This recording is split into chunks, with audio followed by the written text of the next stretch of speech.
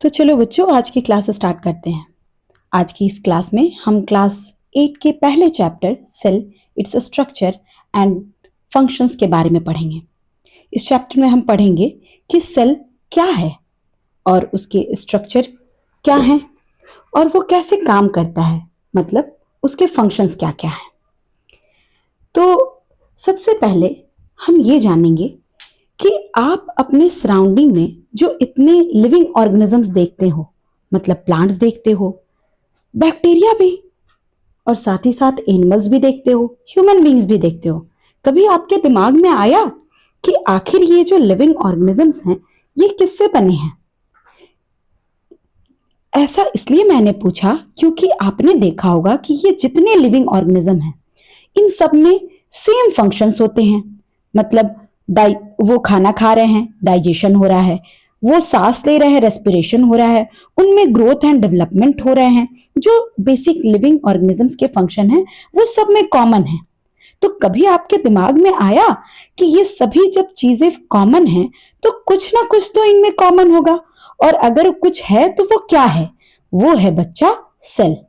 ठीक है, तो हम कहेंगे कि हर एक लिविंग ऑर्गेनिज्म का बेसिक यूनिट क्या है? सेल है। ठीक है, आप यहां देखिए कि cell is the basic structural as well as the functional unit of the all living organism. ठीक है, नेक्स्ट है कि हम पढ़ेंगे कि सेल की डिस्कवरी कैसे हुई, किसने की, क्या क्या आउटकम्स आए। ठीक है, तो सबसे पहले रॉबर्ट हुक नाम के जो साइंटिस्ट थे उन्होंने 1665 में सेल की डिस्कवरी की। उन्होंने क्या किया? उन्होंने एक ट्री का जो बार्क होता है बच्चा, आपने देखा होगा ये ट्रंक वाला जो हिस्सा है इस पे बार्क होता है, इसे हम कॉर्क भी कहते हैं। तो बार्क ऑफ ट्री को जब उन्होंने अपने सेल्फ डिजाइन माइक्रोस्कोप में, मतलब उन्होंने पहले एक माइक्रोस्कोप डिजाइन किया और उसमें जब ये ऑब्जर्व किया बार्क ऑफ ट्री को, तो उन्होंने पाया एक Honey comb like structure. Honey comb like structure मतलब हनी बी का छत्ता आप लोगों ने देखा होगा। क्या देखा होगा कि हर एक कॉम्ब के अंदर एक एक हनी बी रहती है, तो उसका वो एक क्या है? एक रूम है। उस हनी बी के लिए उसका एक रूम है। तो उन्होंने क्या किया, इसका नाम रख दिया लिटिल रूम। ठीक है, तो अब लैटिन में इस लिटिल रूम को क्या कहते हैं बच्चों? सेल कहते हैं। ठीक है, तो एक और इसमें बात ऐड करेंगे कि ये जो बार्क ऑफ ट्री है ये कौन सा पार्ट होता है बच्चा? लिविंग पार्ट है या डेड पार्ट? Dead part. तो उन्होंने कैसे सेल की डिस्कवरी की? उन्होंने डेड सेल की डिस्कवरी की। और ये जो सेल थे वो कैसे बाउंडेड थे? सेल वॉल से बाउंड्री थी उनकी। ठीक है, आगे कंटिन्यू करते हुए हम देखेंगे सेल के नंबर्स। जैसा कि हमने कहा कि आपने एक बैक्टीरिया भी देखा है, ठीक, और आपने एक प्लांट भी देखा और एनिमल भी देखा है। सब किससे बने हैं बच्चा? सब के सब सेल से बने हैं, राइट। अब ये जो सेल के नंबर हैं इस बेसिस पे हमने ऑर्गेनिज्म को दो पार्ट में डिवाइड कर रखा है। अगर जब सेल का नंबर 1 हो, यूनिसेलुलर, जैसा आप पहला नाम देख रहे होगे यूनिसेलुलर, यूनि मतलब एक, वन, सिंगल। ठीक है, और सेलुलर मतलब सेल। तो अगर ऑर्गेनिज्म सिंगल सेल से बना है तो उसे हम कहेंगे यूनिसेलुलर ऑर्गेनिज्म। उसके कुछ एग्जांपल्स हैं, यूग्लिना, अमीबा, पैरामीशियम, है ना। और बैक्टीरिया वगैरह तो आप पहले से ही जानते हो कि ये सब किससे बने हैं? सिंगल सेल से बने हैं। और बच्चे, क्योंकि ये सिंगल सेल हैं और ऐसे ऑर्गेनिजम्स जिनका यहाँ पे नाम डिफाइन किया हुआ है, ये सारे ऑर्गेनिजम्स नेकेड आई से हम नहीं देख सकते हैं। अब हम देख रहे हैं मल्टी सेलर। मल्टी मतलब मेनी, मल्टी मीन्स मेनी, और सेलर मीन्स सेल। तो जो ऑर्गेनिज्म बहुत सारे सेल से मिलके बने हैं उन्हें हम क्या कहेंगे? मल्टी सेलर ऑर्गेनिज्म, जिसके एग्जांपल्स है ह्यूमन, बर्ड और प्लांट्स। अब आती है हमारी नेक्स्ट टॉपिक जिसमें हम पढ़ेंगे सेल के शेप के बारे में। तो आपने देखा, आप यही देख लो, यहाँ कुछ सेल के डायग्राम्स मेंशन्ड हैं, राइट। जैसे यहाँ एक बैक्टीरिया का डायग्राम है, एक नर्व सेल का डायग्राम है। ये क्या है? नर्व सेल का डायग्राम। और यहाँ एक एग का है। एक जो है बच्चा, आप लोगों को पता होगा कि एग भी जो है वो क्या है, एक सिंगल सेल का बना हुआ है। और अगर नहीं पता है तो हम आने वाले वीडियो में इसको डिफाइन करेंगे कि क्यों इसे हम सेल कहते हैं। ठीक है, ये हम डिस्कस करेंगे। पहले हम यहां देखते हैं शेल के शेप्स के बारे में। तो शेल जो है वो ओवल शेप का भी होता है, स्फेरिकल भी होता है, क्यूबॉइडल होता है और फाइबर लाइक भी होता है, और साथ ही साथ पॉलीगोनल शेप भी होता है। आगे ये बात है बच्चा, अब आप मुझसे पूछो कि मैम ये सेल के शेप्स डिफरेंट क्यों होते हैं? क्योंकि अलग अलग लोकेशन पे इनका अलग अलग फंक्शन है। ठीक है, जैसे फॉर एग्जांपल, जैसा आपके बुक में मेंशन होगा कि जो नर्व सेल है इसका बहुत ही कॉम्प्लेक्स स्ट्रक्चर है बच्चा, है ना, लॉन्ग फाइबर लाइक और कॉम्प्लेक्स स्ट्रक्चर है। क्यों? क्योंकि इसका काम क्या है, ट्रांसमिट करना। क्या ट्रांसमिट करना? नर्व इंपल्सेस को। अभी मैं बोल रही हूं, साथ ही साथ डाइजेशन हो रहा है, मैं रेस्पिरेशन कर रही हूं, ये सारा एक्टिविटी जो हो रहा है ये सब किसके थ्रू हो रहा है? कौन कंट्रोल कर रहा है? मेरा ब्रेन कंट्रोल कर रहा है। और ये ब्रेन में कौन से सेल है? Nerve cell. ठीक है, इसके अलावा कुछ और एग्जांपल्स अगर देख लें तो हमारे पास और देखें तो ब्लड में क्या है? रेड ब्लड सेल्स है। ब्लड में क्या है? रेड ब्लड सेल है। इसमें न्यूक्लियस नहीं होता है बच्चे। ठीक है, हम डिस्कस करेंगे ये सब भी। ठीक है, तो इसका काम क्या है? ये डिस्क लाइक स्ट्रक्चर होता है। कैसा होता है? Disc like structure.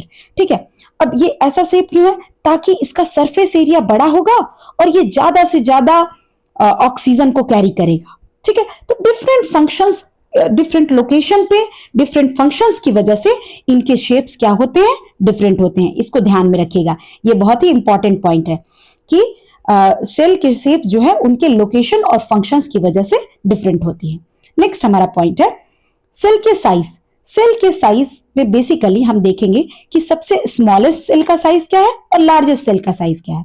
जो सबसे स्मॉलेस्ट सेल है हमारा वो है पीपीएलओ, जिसे कहते हैं pleuropneumonia like organism. Pleuropneumonia like organism आप यहां मेंशन कर लीजिएगा, मेंशन नहीं है, प्लूरोनिमोनिया लाइक ऑर्गेनिज्म। ठीक है बच्चे, तो इसके बाद क्या है? इसे हम माइकोप्लाज्मा भी कहते हैं।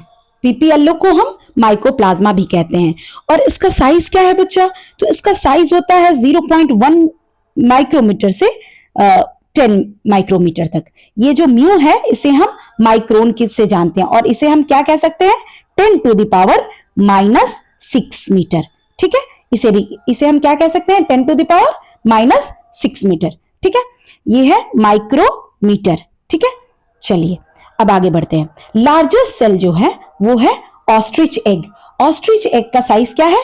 170 मिलीमीटर।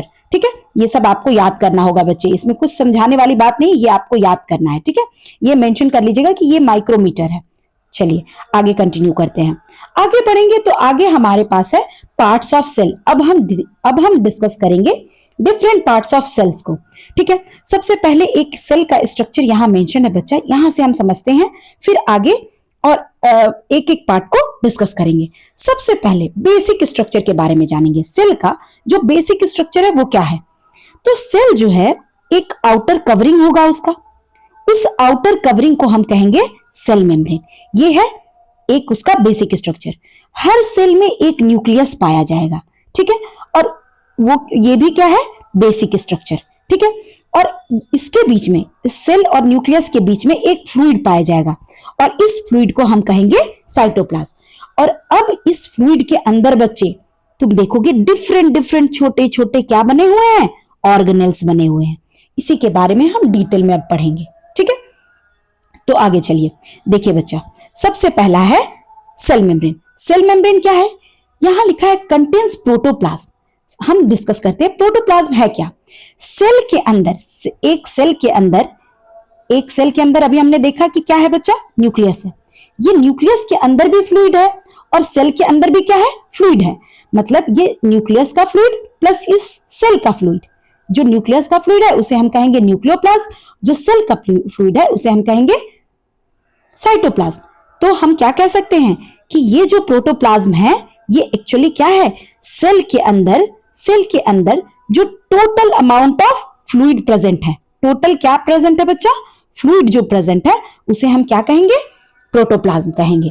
ठीक है, प्रोटोप्लाज्म क्या है, देखिए यहां पे मेंशन है प्रोटोप्लाज्म क्या है, कंटेन्स साइटोप्लाज्म एंड न्यूक्लियोप्लाज्म, ये न्यूक्लियस नहीं न्यूक्लियोप्लाज्म, क्या है बच्चा, न्यूक्लियोप्लाज्म, ठीक है, न्यूक्लियोप्लाज्म, ठीक है, से न्यूक्लियोप्लाज्म इसका कंपोजिशन है, ठीक है, किसका कंपोजिशन है, तो साइटोप्लाज्म किसका कंपोजिशन है, प्रोटोप्लाज्म किसका कंपोजिशन है, साइटोप्लाज्म का और साथ ही साथ न्यूक्लियोप्लाज्म का, ठीक है।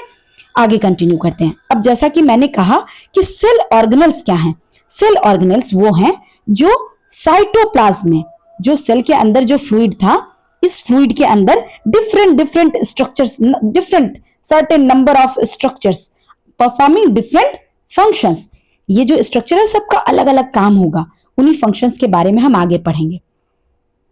इसके बाद मेंशन है न्यूक्लियस के बारे में। न्यूक्लियस को मोस्ट इंपॉर्टेंट पार्ट कहा गया है। क्यों कहा गया है बच्चे, क्योंकि यही सारे एक सेल के अंदर क्या क्या मैकेनिज्म हो रहे हैं वो सब कंट्रोल कौन करेगा, न्यूक्लियस, ये कंट्रोलर है बच्चा। जैसे हमारा दिमाग है, जैसे हमारा ब्रेन है, वैसे ही न्यूक्लियस का क्या है, सेल का क्या है, न्यूक्लियस है, ठीक है, ध्यान देंगे इस चीज को। अब आगे हम देखेंगे कि सेल ऑर्गेनल्स में किन किन ऑर्गेनल्स के बारे में हमें पढ़ना है।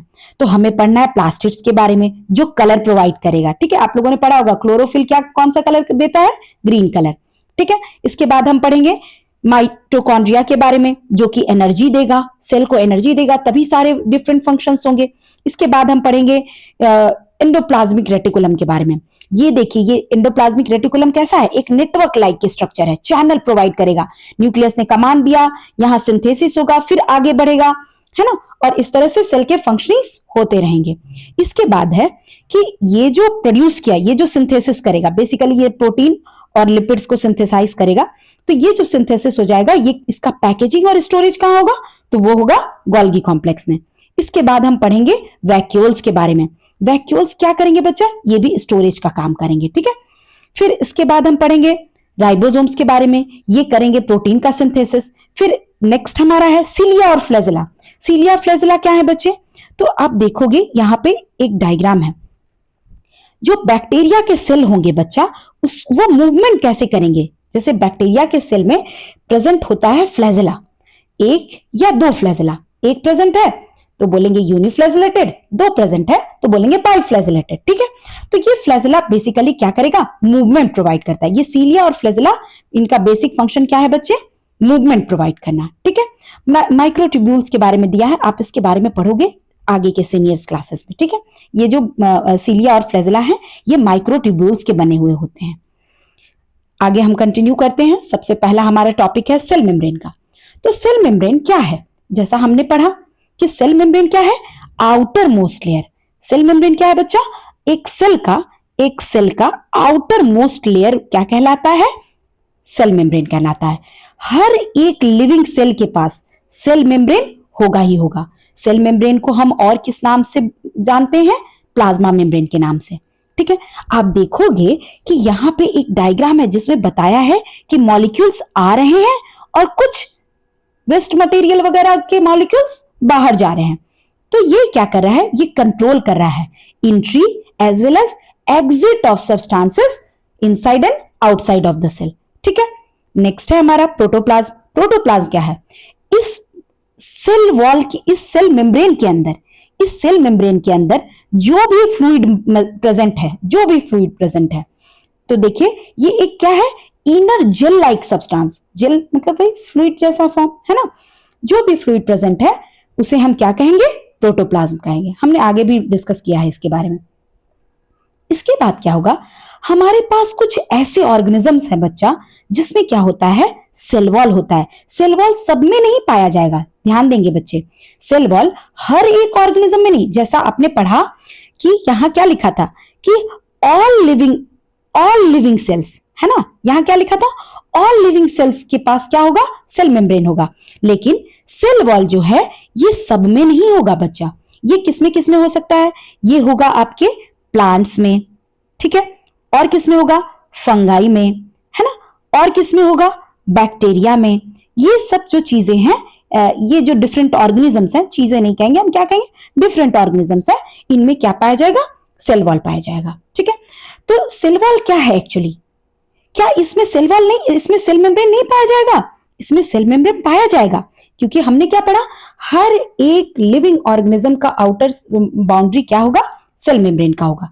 लेकिन इनके पास कुछ एक एडिशनल आउटर लेयर होगा जो इन्हें स्पेशल प्रोटेक्शन प्रोवाइड करेगा, ताकि ये अपना शेप, साइज मेंटेन करके रख सके।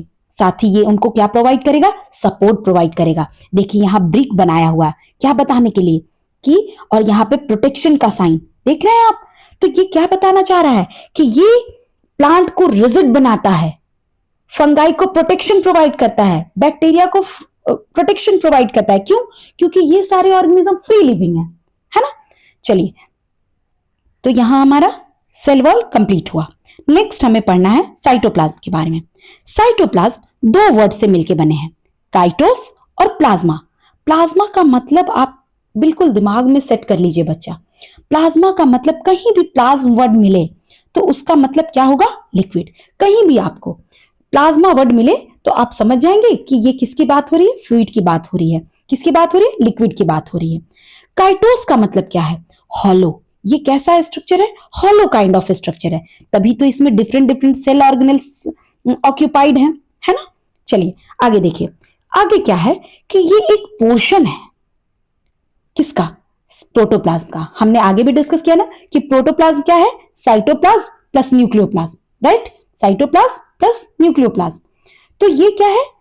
प्रोटोप्लाज्म का एक पोर्शन है, राइट? नेक्स्ट क्या है? ये कहां रहेगा? तो ये होगा सेल मेम्ब्रेन के अंदर और न्यूक्लियर मेम्ब्रेन के बाहर। मतलब ये है आपका सेल और ये है आपका सेल मेम्ब्रेन, ये है आपका न्यूक्लियस और ये है न्यूक्लियर मेम्ब्रेन। ये कहां होगा? न्यूक्लियर मेम्ब्रेन के बाहर और सेल मेम्ब्रेन के अंदर, राइट? बात समझ में आ गई? चलिए इसको आप अपने दिमाग में सेट कर लीजिए। जितना पढ़ने से ज्यादा जरूरी है कि आप चीजों को अच्छे से समझें, ठीक है? नेक्स्ट क्या है? इसे हम ग्राउंड सब्सटेंस कहते हैं। ग्राउंड सब्सटेंस क्यों कहते हैं बच्चा? क्योंकि सारे जो सेल के एक्टिविटीज हैं बच्चे, सारे सेल के एक्टिविटीज कहां हो रहे हैं? इसी साइटोप्लाज्म के अंदर। और साथ ही साथ सारे सेल ऑर्गेनेल्स कहां हैं बच्चे? तो आपके साइटोप्लाज्म के अंदर। इसी वजह से अगर आपसे पूछ दें क्वेश्चन में कि इसे ग्राउंड सब्सटेंस क्यों कहते हैं, तो due to two reasons. First, all the cell organelles are present inside the cytoplasm, right? Next is कि all the cell activities take place here only, right? Next क्या है? ये बने किससे हैं? तो ये बने हैं बच्चा कार्बोहाइड्रेट से, फैट से, प्रोटीन से, मिनरल से, विटामिन से, और सबसे ज्यादा अमाउंट में इसमें क्या पाया जाएगा? वाटर, क्योंकि ये कैसा स्ट्रक्चर है? लिक्विड स्ट्रक्चर है, राइट? चलिए, और यहां पे हमारा साइटोप्लाज्म खत्म हुआ। नेक्स्ट हमारा टॉपिक है न्यूक्लियस। न्यूक्लियस क्या है बच्चे? हमने पढ़ा था न्यूक्लियस क्या है? कंट्रोलर है।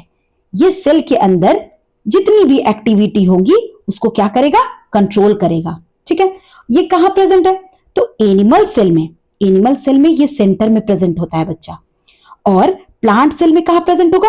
पेरिफेरी। तो ये पेरिफेरी क्या होता है? पेरिफेरी मतलब ये देखो, ये है एक प्लांट सेल का स्ट्रक्चर, राइट? और ये देखोगे ये वाला जो हिस्सा है, ये जो हिस्सा है, ये जो किनारे किनारे साइड वाइज हिस्सा है, इसे हम क्या कहते हैं? पेरिफेरी कहते हैं। जैसे देखो इस सेल के पेरिफेरी पे प्रेजेंट है। क्या ये सेंटर है? नहीं, ये क्या है? पेरिफेरी है, राइट ना? तो ये है पेरिफेरी का स्ट्रक्चर। तो हम ये क्वेश्चन आ सकता है बच्चे कि न्यूक्लियस जो है, और ये एक बेसिक डिफरेंस है, अभी हम आगे पढ़ेंगे कि एनिमल सेल और प्लांट सेल के बीच का डिफरेंस बताओ। तो उसमें तुम क्या लिखोगे कि एनिमल सेल में न्यूक्लियस सेंटर में होता है, प्लांट सेल में पेरिफेरी पे होता है, ठीक है? आगे हम डिटेल व्यू पढ़ेंगे अब न्यूक्लियस के अंदर। जो अभी तक सिर्फ न्यूक्लियस पढ़ रहे थे, अब न्यूक्लियस के अंदर क्या क्या है उसको पढ़ेंगे। न्यूक्लियस के अराउंड एक मेम्ब्रेन है और उस मेम्ब्रेन को हम क्या कहते हैं? Nuclear membrane. और ये कैसा मेम्ब्रेन है? तो ये सराउंडेड है डेंस स्ट्रक्चर बाउंडेड, है ना? डेंस मतलब घना, है ना? बहुत सारे उसमें पार्टिकल्स, बहुत सारे, है ना? चलिए आगे देखिए। Next is nucleoplasm. न्यूक्लियोप्लाज्म तो हम आगे भी डिस्कस किए कि ये क्या है बच्चा? न्यूक्लियस के अंदर जो प्लाज्मा है, न्यूक्लियस के अंदर जो लिक्विड है, उसे हम क्या कहेंगे? न्यूक्लियोप्लाज्म कहेंगे। तो ये भी किसका पार्ट हुआ? प्रोटोप्लाज्म का पार्ट हुआ, राइट? इसके बाद न्यूक्लियस का काम और क्या है? न्यूक्लियस सिर्फ कंट्रोल नहीं कर रहा है बच्चे, न्यूक्लियस के और भी बहुत सारे काम हैं। अब हम दूसरा रोल देखेंगे न्यूक्लियस का, जिसमें हम पढ़ेंगे क्रोमैटिन के बारे में। क्रोमैटिन है क्या? तो न्यूक्लियस के अंदर एक थ्रेड लाइक स्ट्रक्चर होगा, ठीक है। ये थ्रेड लाइक स्ट्रक्चर एक्चुअली होगा क्या?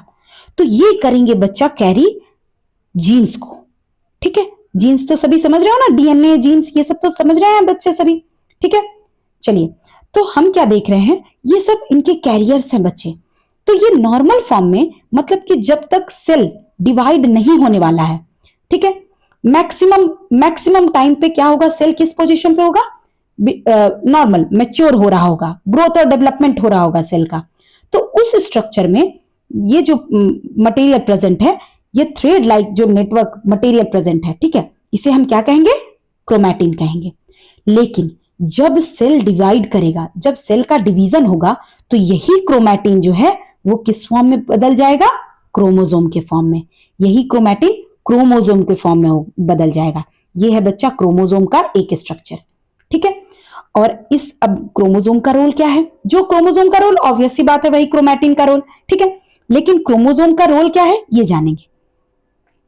तो क्रोमोसोम का जो रोल है बच्चा, देखिए यहां आपका एक क्रोमोसोम का स्ट्रक्चर बना है ना, जीन बैंड्स दिए हुए हैं, ठीक है। चलिए अब देखिए, ये है रिस्पॉन्सिबल है किसके लिए, कैरेक्टर्स, जीन, है ना, इसके ट्रांसफर के लिए, है ना, किसके लिए, इसके ट्रांसफर के लिए, ठीक है। या फिर इनहेरिट करना, इनहेरिट मतलब एक जनरेशन से दूसरे जनरेशन तक भेजना, राइट, बात समझे। जो कैरेक्टर्स, ठीक है, जैसे हेयर कलर, जैसे आईज कलर, जैसे हाइट, है ना, वगैरह, जैसे डिफरेंट जो कैरेक्टर्स है बच्चे, जो आपके पहले जनरेशन में थे, आप देखोगे कि सेम जनरेशन, सेम कैरेक्टर्स आपके सेकंड जनरेशन में भी देखने को मिलता है। फॉर एग्जांपल्स, जो एशियंस हैं वो कंपैरेटिवली डार्क टोन के होते हैं, है ना। और आपने देखा है जो यूरोपियंस हैं वो कैसे होते हैं, वो थोड़े ब्राइट टोन के होते हैं। लेकिन और उनके वही कैरेक्टर्स किसमें ट्रांसफर होते हैं, उनके आने वाले जनरेशन में भी, राइट ना। इस तरह से आप चीजों को समझेंगे। तो ये जो कैरेक्टर ट्रांसफॉर्मेशन हो रहा है बच्चा, किसकी वजह से हो रहा है, क्रोमोसोम्स की वजह से हो रहा है। तो आप कह सकते हैं कि न्यूक्लियस में जो क्रोमोसोम्स है उसकी वो किसके लिए रिस्पॉन्सिबल है, जीन्स के ट्रांसफॉर्मेशन के लिए, या फिर कैरेक्टर्स के ट्रांसफॉर्मेशन के लिए, ट्रेट्स के ट्रांसफॉर्मेशन के लिए। नेक्स्ट हमारा टॉपिक है एंडोप्लाज्मिक रेटिकुलम। इसको बहुत अच्छे से समझिए बच्चा। इसको कैसे समझेंगे, एक डायग्राम बनाते हैं। आप समझिए, ये है आपका न्यूक्लियस, ठीक है। न्यूक्लियस के अराउंड आपने पढ़ा कि क्या प्रेजेंट है, न्यूक्लियर मेम्ब्रेन। अब यही न्यूक्लियर मेम्ब्रेन जो है बच्चा, ये क्या करेगा, इस तरह का नेटवर्क बना लेता है, यही न्यूक्लियर मेम्ब्रेन। और यही क्या कहलाता है, ईआर। बात समझ गए। तो आप देखिए ये क्या है, ये है नेटवर्क ऑफ मेम्ब्रेन्स, ठीक है। आप इतना तो समझ गए, कौन से मेम्ब्रेन का, किसके मेम्ब्रेन का, न्यूक्लियर मेम्ब्रेन का, ठीक है। न्यूक्लियर मेम्ब्रेन का ये क्या है, नेटवर्क है। ये लाइन कट कर देंगे, दूसरा देखेंगे इसका काम क्या है। ये क्या काम कर रहा है बच्चा, ये चैनल प्रोवाइड करेगा।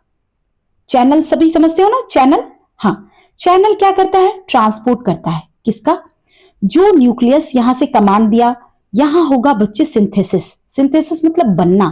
न्यूक्लियस ने कहा प्रोटीन बनाओ, तो एंडोप्लाज्मिक रेटिकुलम क्या करेगा, प्रोटीन बनाएगा। न्यूक्लियस ने कहा लिपिड बनाओ, एंडोप्लाज्मिक रेटिकुलम क्या करेगा, लिपिड बनाएगा। फिर उसके बाद क्या करेगा, बना के खुद के पास रखेगा, नहीं, फिर उसको ट्रांसफर करेगा डिफरेंट ऑर्गेनेल्स में, ताकि वहां डिफरेंट प्रोसेसिंग हो। तो वो जाएगा बच्चे किसके पास, गोल्गी बॉडी के पास, ठीक है। हम पढ़ेंगे इसको आगे, इसके बाद हम गोल्गी बॉडी के बारे में पढ़ेंगे, तो हम आगे की बातें समझेंगे।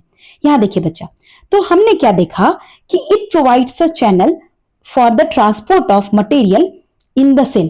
कैसे, न्यूक्लियस से सेल तक, ठीक है, ट्रांसपोर्ट करेगा न्यूक्लियस से सेल तक, ठीक है।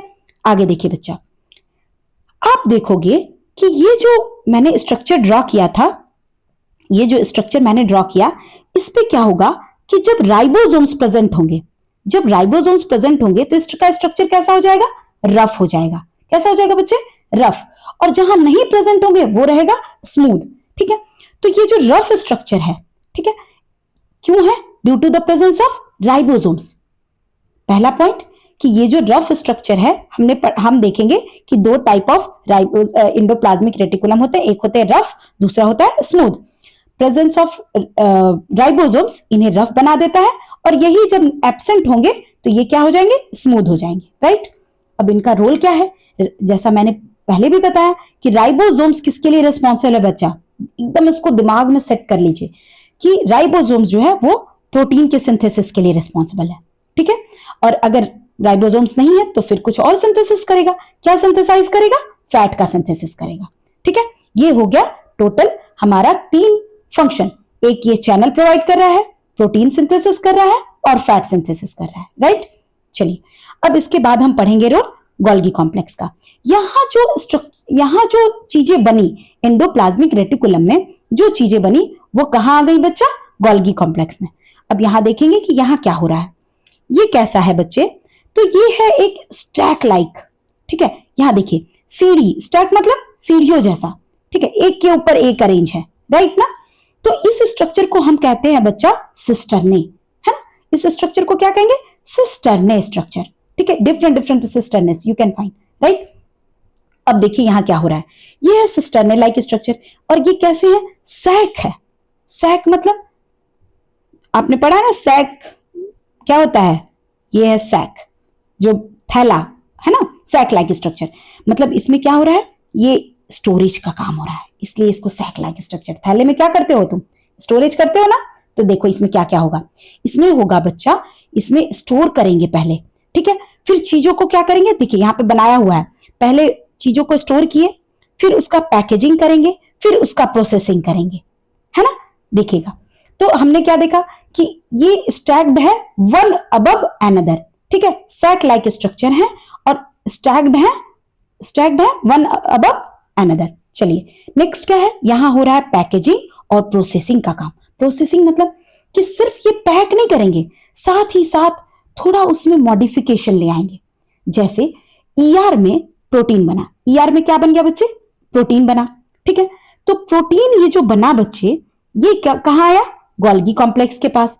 फिर ये गोल्गी कॉम्प्लेक्स क्या करेगा, थोड़ा प्रोसेसिंग करेगा और प्रोसेसिंग करके क्या बना देगा, इस जो छोटे छोटे वेसिकल्स आपको यहाँ पे दिख रहे हैं ना, वेसिकल्स, ये छोटे छोटे वेसिकल्स दिख रहे हैं ना, ये वेसिकल्स क्या है, इसी में मॉडिफिकेशन ले आके ये बना देगा लाइसोसोम्स। इसके बारे में हम पढ़ेंगे बाद में, ठीक है। ये क्या बना देगा, लाइसोसोम्स, ठीक है बच्चे। आगे देखिए, नेक्स्ट हमने राइबोसोम्स के बारे में काफी देर से हम डिस्कस कर रहे हैं। राइबोसोम्स क्या है, तो राइबोसोम्स टाइनी ग्रेन्यूल्स है। ग्रेन्यूल मतलब छोटे छोटे छोटे छोटे ऐसे सेल में ग्रेन्यूल्स प्रेजेंट होंगे, सर्कुलर काइंड ऑफ स्ट्रक्चर, ठीक है। ये जो ग्रेन्यूल्स हैं ये बेसिकली कहां कहां पाए जाएंगे, तो एक तो साइटोप्लाज्म में पाया जाएगा और दूसरा आप लोगों ने क्या पढ़ा अभी, रफ एंडोप्लाज्मिक रेटिकुलम में। मतलब अगर आपसे पूछे कि ये जो राइबोसोम्स हैं ये कहां कहां प्रेजेंट होंगे बच्चे, तो आप कहोगे साइटोप्लाज्म में और रफ एंडोप्लाज्मिक रेटिकुलम में। ये सब आप बाद में पढ़ोगे कि एक इंडिविजुअल का एक लार्जर सब यूनिट होता है, एक स्मॉलर सब यूनिट होता है, ये पढ़ोगे आप बाद में, और दोनों मिलकर राइबोसोम्स बनाते हैं, ठीक है। और इसके बाद हम क्या पढ़ेंगे कि इसका फंक्शन क्या है, फंक्शन पढ़ लीजिए आप, ठीक है। तो इसका फंक्शन है बच्चा कि it helps in the synthesis of protein, ठीक है, it helps in the synthesis of protein. ये सब आप बाद में पढ़ोगे कि एमआरएनए क्या है, ये एक्स्ट्रा डिटेल है। आप अभी यहाँ पे क्या देखेंगे, दो चीजें समझेंगे कि इसका स्ट्रक्चर कैसा है, टाइनी ग्रेन्युलर लाइक, ठीक है, प्रेजेंट कहां होता है, साइटोप्लाज्म और ईआर में, फंक्शन क्या है, synthesis of protein. Next topic देखिए, नेक्स्ट है हमारा वैक्यूल्स, ठीक है। वैक्यूल्स में देखिए बच्चे, वैक्यूल्स में हम पढ़ेंगे कि ये क्या है, हमने तो पढ़ा ही आगे कि ये एक क्या है बच्चा, ये आपका एक सेल था, सेल के अंदर हमने पढ़ा कि न्यूक्लियस है और उसके बाद एक खाली सा स्ट्रक्चर है जिसके अंदर क्या होगा, स्टोरेज का काम होगा। आगे हम देखते हैं।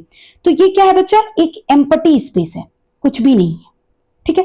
और ये किसमें पाया जाता है, ये किसमें ज्यादातर बड़े साइज में पाया जाता है, प्लांट सेल में। यहां आपको दूसरा डिफरेंस मिल गया कि वैक्यूल्स एनिमल्स में तो होंगे पर स्मॉल साइज में होंगे और मेनी इन नंबर होंगे, और प्लांट सेल में क्या होगा, लार्ज साइज का, वन लार्ज साइज वैक्यूल, ठीक है। और यही रीजन है बच्चा कि आपके प्लांट सेल में यही रीजन है कि एक बड़े वैक्यूल की वजह से जो आपका न्यूक्लियस है वो कहां चला जाता है, पेरीफेरी पे चला जाता है। इस बात को भी ध्यान में रखेंगे, ठीक है।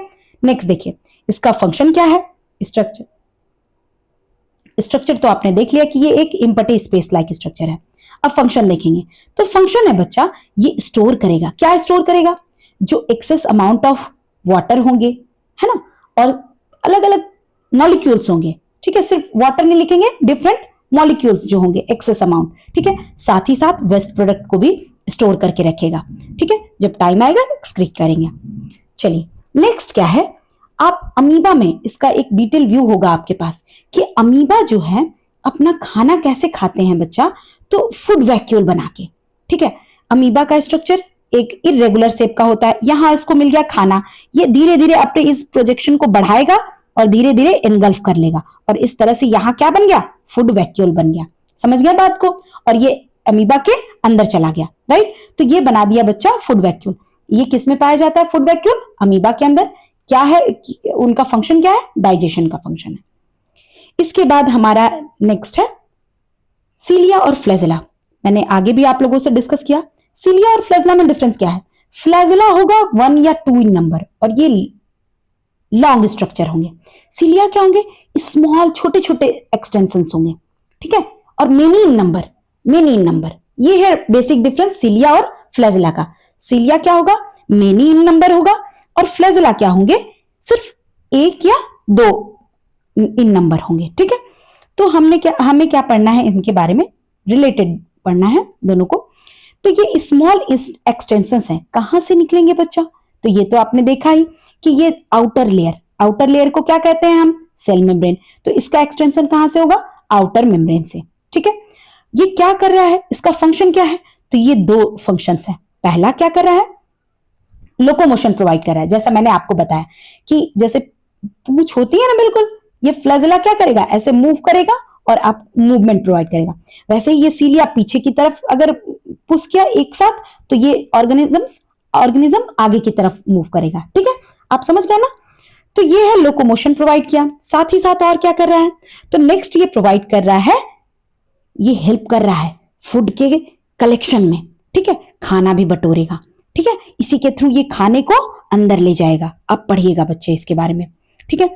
तो हमने क्या पढ़ा, अब इसके एक एग्जाम्पल देख लीजिए, यहां पे आपको एग्जाम्पल के थ्रू बताया है ताकि आपको और अच्छे से समझ में आए कि सीलिया जो है ये पैरामीशियम में पाया जाता है, ठीक है, और ये पैरामीशियम है, मेनी इन नंबर है, छोटा है पर मेनी इन नंबर है। और यूग्लिना में सिंगल फ्लैजेला पाया जाता है, जिसे हम अगर फ्लैजेला एक हो तो उसे हम क्या कहते हैं, फ्लैजेलम कहते हैं, ठीक है। तो ये देखिए एक सिंगल फ्लैजेला है, और ये किस में पाया जाता है, यूग्लिना में। ये एग्जाम्पल सेट किया हुआ है। नेक्स्ट हम देखेंगे कि हमारे अंदर जो स्ट्रक्चर है बच्चे, ठीक है, एक ऑर्गेनिज्म का जो स्ट्रक्चर होता है वो कैसे बना है, ठीक है। तो एक ऑर्गेनिज्म जो है बच्चा वो कैसे बना है, इसके बारे में हम पढ़ेंगे, उनके लेवल्स क्या हैं।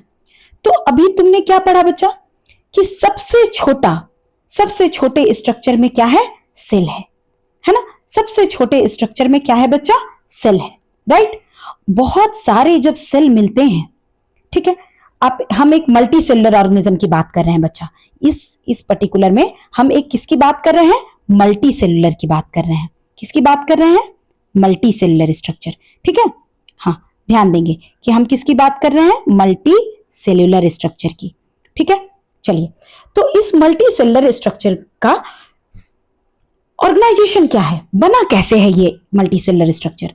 तो हमने एक पॉइंट तो क्लियर कर रखा है कि ये जो मल्टी सेलुलर स्ट्रक्चर है ये बना है सेल से, मतलब कि इसका स्मॉलेस्ट कंपोजिशन क्या है, सेल है।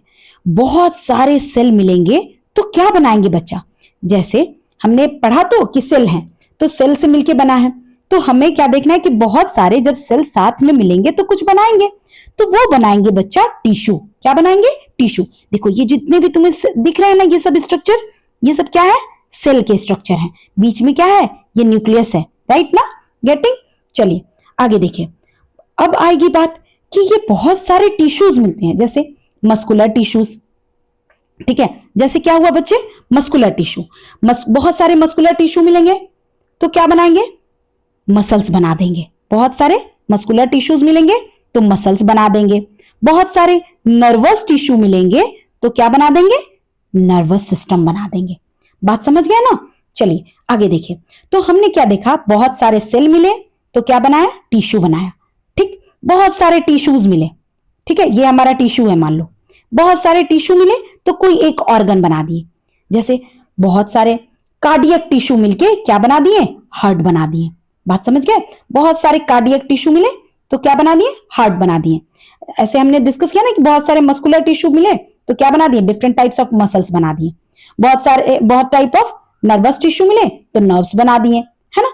अब आगे की बात समझते हैं कि ये जो डिफरेंट ऑर्गन सब बन गए, हार्ट बन गया, किडनी बन गया, है ना, और लंग्स बन गया, ये जो डिफरेंट डिफरेंट ऑर्गन्स बन गए, ये सब जोड़ेंगे तो क्या बनता है बच्चा, ऑर्गन सिस्टम।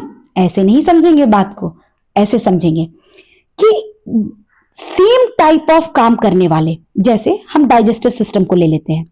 हमारे शरीर में डिफरेंट टाइप्स ऑफ सिस्टम्स है ना, डाइजेस्टिव सिस्टम है, रेस्पिरेटरी सिस्टम है, सर्कुलेटरी सिस्टम है, रिप्रोडक्टिव सिस्टम है, राइट।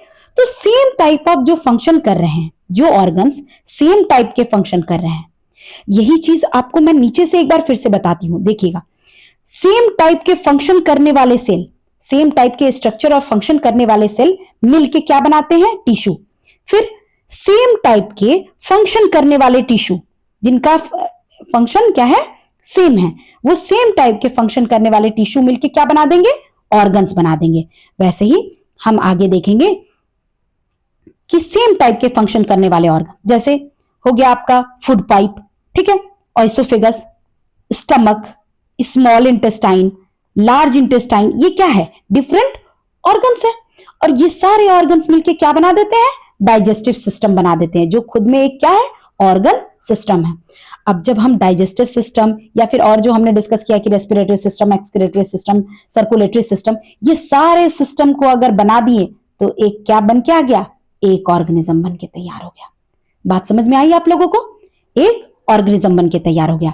यही था बच्चा हमारा लेवल ऑफ ऑर्गेनाइजेशन, जिसमें हमने क्या पढ़ा कि बहुत सारे similar type of cell, similar type of function करने वाले सेल मिलके टिश्यू बनाए, सिमिलर टाइप ऑफ फंक्शन करने वाले टिश्यूज मिलके ऑर्गन बनाए, और सिमिलर टाइप्स ऑफ ऑर्गन एक फंक्शन को कंप्लीट करने के लिए क्या बना दिया, ऑर्गन सिस्टम बना दिया। बहुत सारे ऑर्गन सिस्टम जब साथ में मिल गए तो एक ऑर्गेनिज्म का निर्माण कर गए, राइट। चलिए अब हमारा नेक्स्ट है डिफरेंस बिटवीन, हम पढ़ेंगे इसमें difference between plant and animal cell, ठीक है। एक प्लांट और एनिमल सेल के बीच के डिफरेंस को हम यहां देखेंगे। सबसे पहला यहां आपके दिए हुए हैं कैरेक्टर्स, यहां प्लांट सेल के बारे में, यहां एनिमल सेल के बारे में। सबसे पहला स्ट्रक्चर, पहले एक स्ट्रक्चर ड्रॉ करते हैं और उससे समझ लेते हैं कि क्या क्या डिफरेंसेस हमें पता है। ये एक स्ट्रक्चर मैंने ड्रॉ किया है प्लांट सेल का, और यहां एक स्ट्रक्चर ड्रॉ कर रही हूं मैं एनिमल सेल का, ठीक है। अब हम सिर्फ डिफरेंसेस को देखेंगे, ठीक है। हमने एक डिफरेंस देखा कि न्यूक्लियस यहां कहां है, सेंटर में, ठीक है।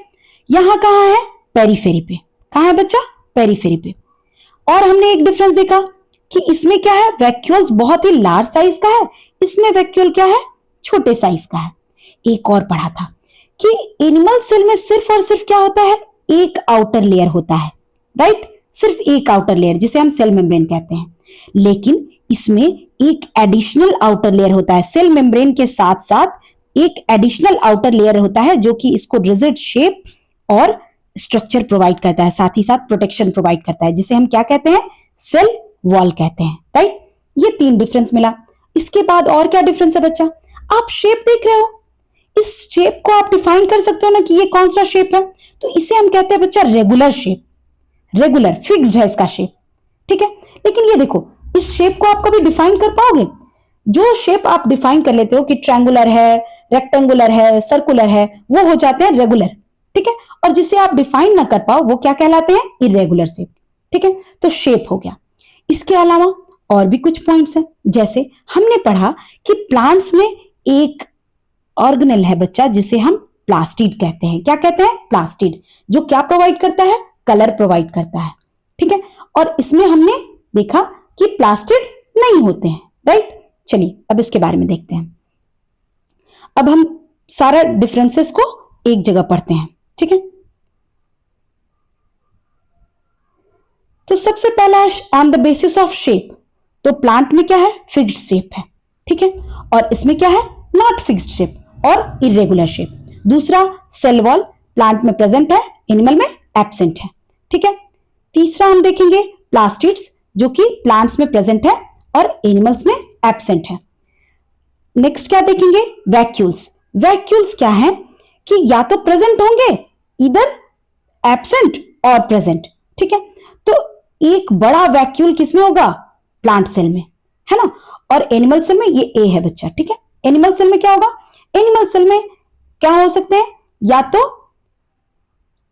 या तो स्मॉल होंगे, या तो स्मॉल होंगे, या फिर मेनी इन नंबर होंगे, मेनी नंबर। ठीक है, बहुत सारे। ठीक है, छोटे होंगे और बहुत सारे होंगे। और इसमें क्या है, वन लार्ज। ठीक है, क्लियर है आपको। और इसी के साथ हमारा ये टॉपिक कंप्लीट होता है। ठीक है, अगर आपको अच्छे से ये चैप्टर समझ में आ गया है तो आई एक्सपेक्ट कि आप इस वीडियो को लाइक करें, और अभी तक अगर सब्सक्राइब नहीं किया है तो please subscribe for more such videos. We are going to update all the chapters over here, and if you are having some specific question regarding this topic या फिर इस चैप्टर से रिलेटेड कोई भी कंफ्यूजन है आपको, आप चाहते हैं कोई और वीडियो बनाऊं मैं इस पर्टिकुलर से रिलेटेड, तो please comment. Okay, so and also one more thing, don't forget to share with your friends. Okay, so see you in the next video. Take care.